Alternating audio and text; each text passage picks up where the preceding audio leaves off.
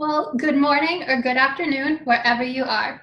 My team and I have the opportunity to present to you a project focused on educating the community in Bauchi State, Nigeria on the healthcare crisis of malaria. My name is Tanisha Sinha. I'm a rising senior in Washington State. And before we start, I'd like to have the rest of my team introduce themselves. Hello, I'm Isabel Medrano, and I'm a rising senior in California. Hi, I'm Nora Sarar, and I'm a rising senior in Missouri. Hi, I'm Oluwafemi Togan, and I'm a rising senior in Kansas. Hello, I'm a rising sophomore, and I'm in Ohio. All right. Well, I want to inform you that around 450,000 people per year in Bauchi State contract malaria and pass away. The most vulnerable groups are children, pregnant women, and refugees. Unfortunately, some children who recover from malaria suffer from intellectual disabilities for the rest of their lives. However, it is possible to get proper care for malaria before it becomes complicated, but it can be difficult to do so. For families like Nasimba's, they didn't have a choice when they realized he had a high fever and refused to breastfeed. His father had to take him to a hospital that wasn't even close to his home by a motorbike due to lack of public transportation and poorly constructed roads. Thankfully, he was able to get the treatment he needed and showed signs of recovery while being brought back home. However, this is a best case scenario due to how quickly he was able to recover. The trouble that his family went through to get him there and Nasimba's malaria could have all been prevented beforehand very easily. And so our campaign is structured to guide the people in Bauchi State to implement simple solutions in order to prevent malaria. The problems with malaria. So as Tanisha mentioned, there are 450,000 cases in Nigeria, and 24% of those are from deaths.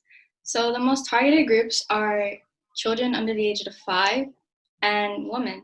So just imagine you being a parent and not being able to help your child if they're possibly getting closer to death because of a disease that could have been prevented in advance. My team and I have figured out ways that are easily prevented from this disease and affordable from us to them.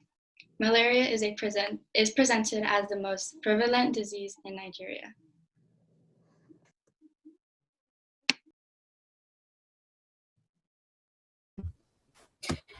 The reason why malaria rates in Nigeria are so high is due to many factors. The Anopheles mosquito is very prevalent in Nigeria, and only the bite of the female Anopheles is what makes someone contract malaria. Since malaria isn't a problem for individuals in developed countries, they might forget about this risk when traveling to countries who have a high rate of malaria. This might lead to them contracting malaria or even bringing it back to their country. Also, since many people in Bauchi State live in poverty, they might not be able to afford insect repellents or mosquito netting, which are some of the most effective ways to prevent malaria. A lack of education also causes many people to be aware of many simple yet effective prevention techniques that they could easily implement into their daily lives. If a pregnant mother contracts malaria, there's a substantial risk of it spreading to her baby and causing her baby to develop physical or intellectual abnormalities. Although rare, because of modern testing and technology, contracting malaria from an infected blood transfusion is also one way that malaria spreads in Bauchi State, Nigeria.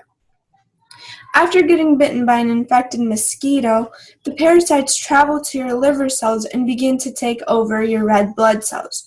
They continue dividing in red blood cells, which eventually rupture, helping spread parasites to other red blood cells in your body. Because red blood cells carry oxygen in the blood, this will eventually lead to a decrease in oxygen levels and anemia.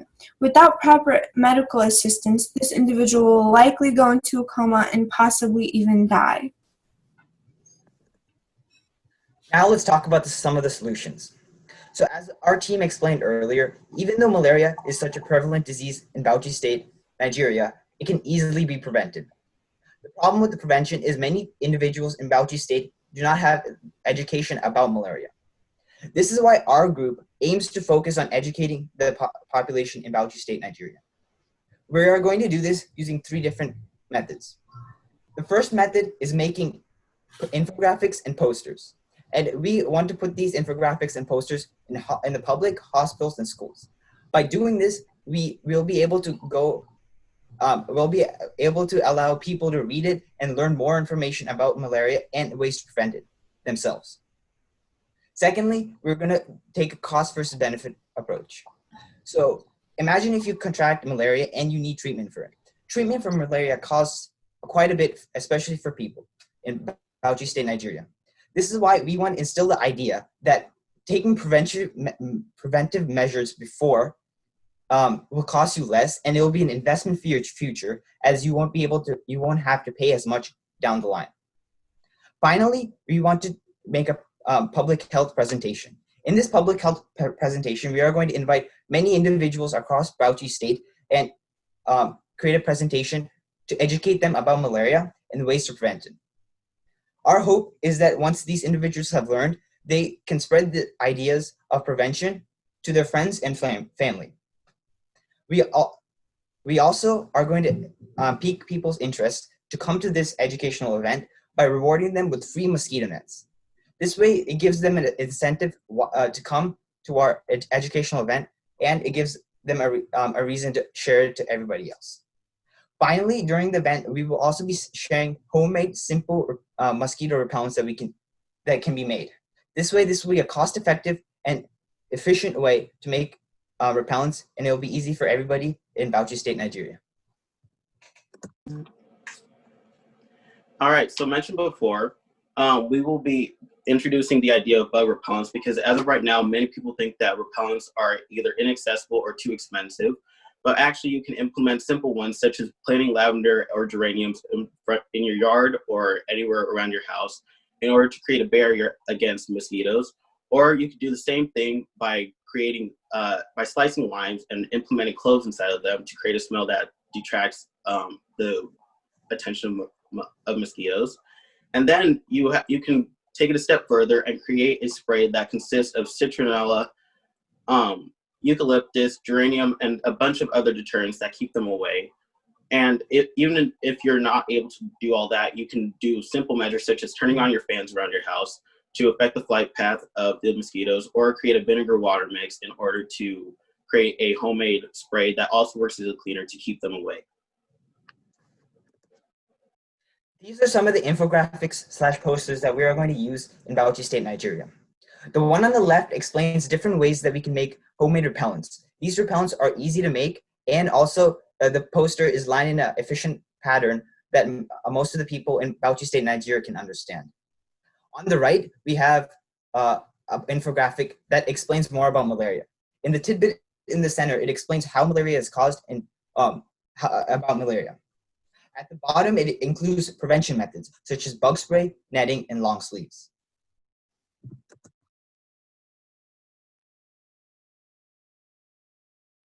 All right, so as our group mentioned before, we want to make sure that this becomes accessible to everyone. So we recognize that even though this disease affects the children and the very young minority, we want to address all demographics because anyone can catch this. So in our presentation, we plan to include prevention methods that help make sure that you don't even have to deal with the disease in the first place at a relatively inexpensive cost that benefits not only you, but it also benefits those measures that you take. And we plan to do this also by spreading awareness through the ideas of posters and infographics to display education you may not have been able to reach otherwise. There are disadvantages of our proposed plan. First of all the options that we choose might not be accessible. As many people in Bauchi State, Nigeria live in poverty, many of them cannot buy the prevention techniques that we are proposing, such as mosquito nets and long sleeves. Secondly, based on our budget, we can only buy 55 nets, which means that we can, at the point at max, we can put 55 nets to families, and that means we only can do those for our presentation. And finally, it requires a lifestyle change. because many people don't like wearing long sleeves or long pants when they're going outside because it's hot. But this is a prevention method that is necessary, but it requires a lifestyle change which many people will be opposed to. As we carry out our campaign, our plan for long term is as shown, and we've already begun by designing our materials as shown in the infographics above. And we plan to print about 1,000 flyers and 4 posters because we believe we can reach a wide variety of locations in Bauchi State, such as hospitals, schools, libraries, marketplaces, and playgrounds in order to reach a broad spectrum of people. And over the course of a couple of months, we plan to monitor just how many less or more patients contract malaria and how many more people start using some sort of mosquito prevention method before and after hearing about our campaign. We plan to collect the data from monitoring it and evaluate just what we need to do in order to make this campaign all the more impactful, and we will implement these improvements in order to create a bigger change in Bauchi State.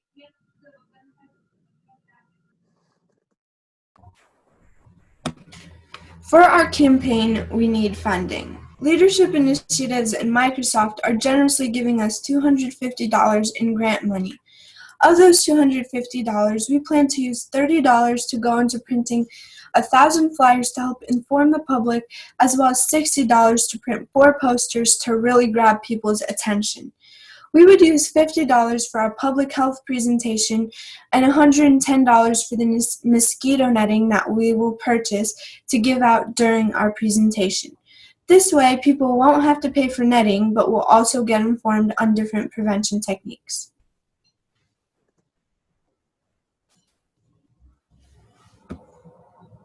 Thank you so much for listening, and I'd also like to thank the team, Amelia, Marshall Bailey, Morgan, and all of our guest speakers for guiding us through this 2-week process and their contributions to this presentation. We hope you found value in the information that we presented to you today. If you have any further questions or would like to discuss this with us further, these are our names and our emails below. Again, thank you for your time, and I hope that you have an excellent weekend. Great presentation, everyone. I'll be bringing in the judges now.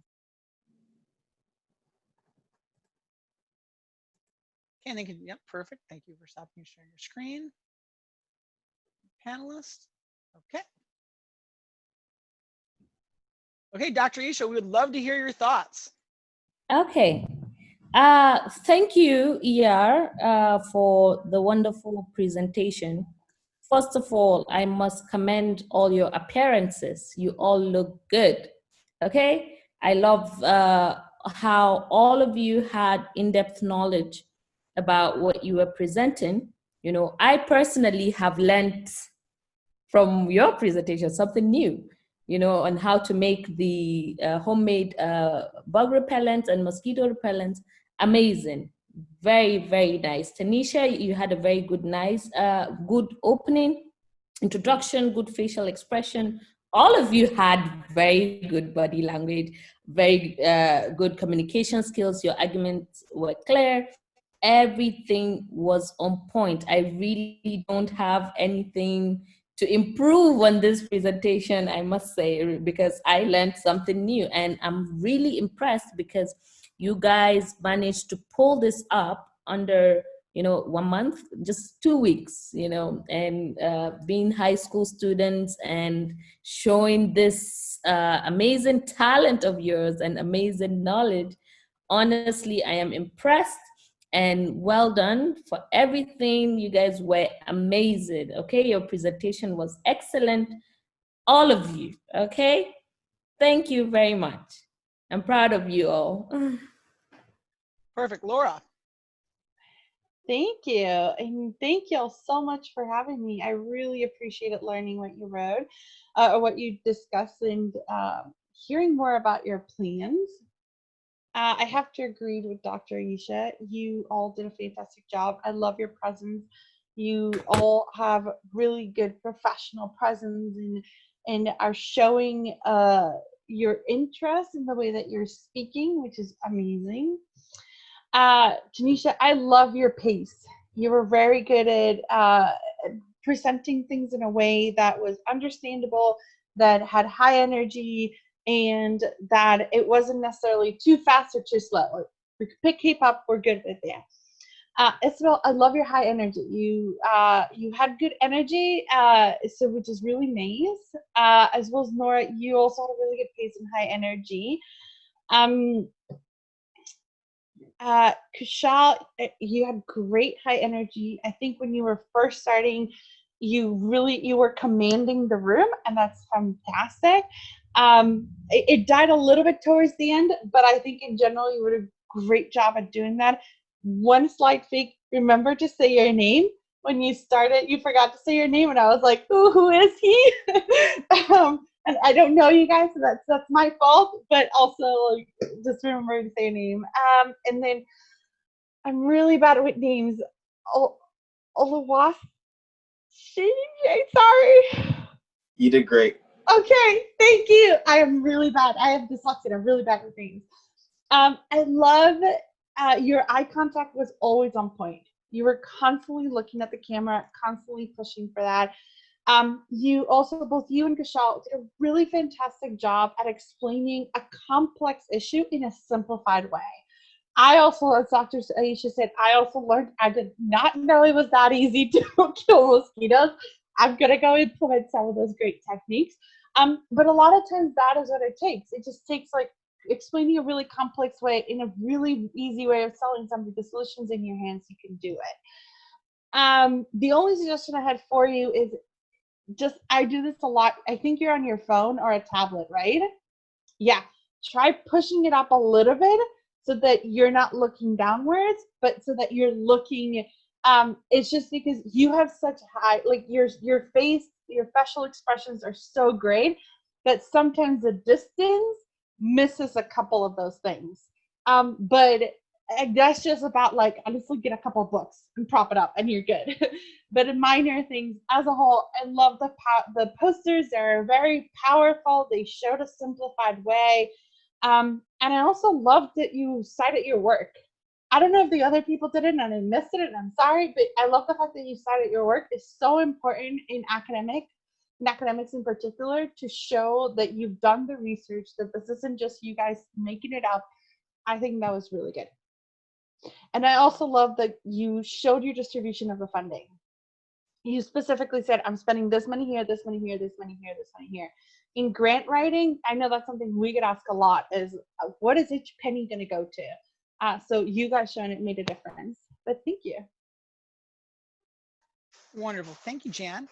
All right, everybody, you had a concise, well put together, well thought out presentation. You did it in 10 business days, which is incredible. You started out not necessarily understanding malaria, built up your case, and were able to clearly explain how you're using a grant, how it's going to be implemented, and how you're going to change lives. Couldn't ask for more clear, concise, compact.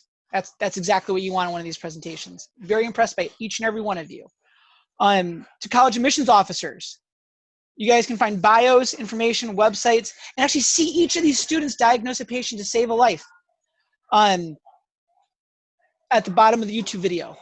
Again, guys, this is a fantastic presentation.